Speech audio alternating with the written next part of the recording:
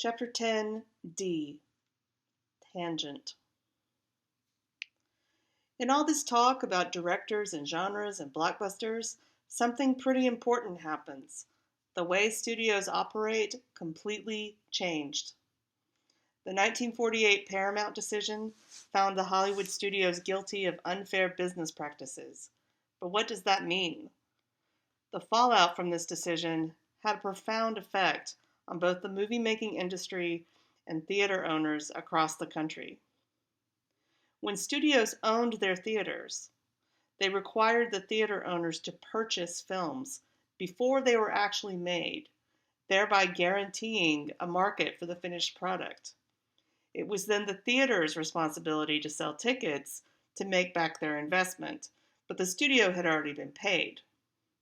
Block booking meant that in order to get the big film, theaters would have to buy a package with smaller films, leaving no room for independence. But because the studios could gauge interest in a film based purely on a written description, they were taking fewer risks in what would be popular or well received.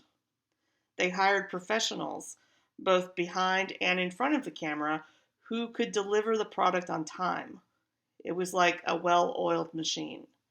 Everyone was on contract, and for an actor to work on another film at another studio, negotiations had to be made, much like professional athletes.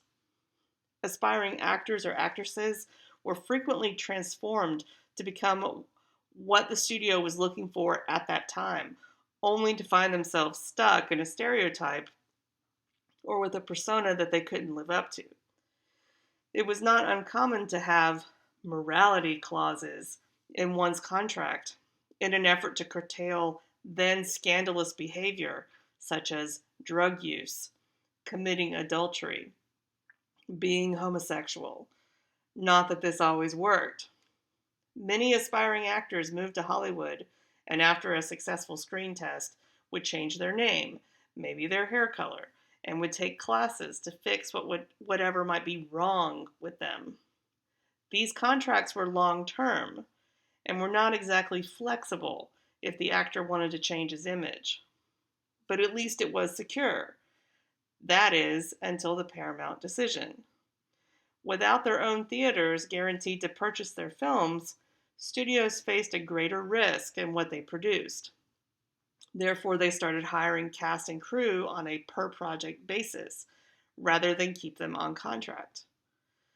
When theaters could show whatever they wanted, many would choose European films, which challenged the stuffy Hays Code, which had dictated what could and couldn't be on screen. As the Hays Code slipped away, however, it was replaced by the MPAA rating system. So by the end of the 1960s, everyone in the film industry was a free agent, but fewer films were being made per year. But some of those formerly on contract did find work on television projects.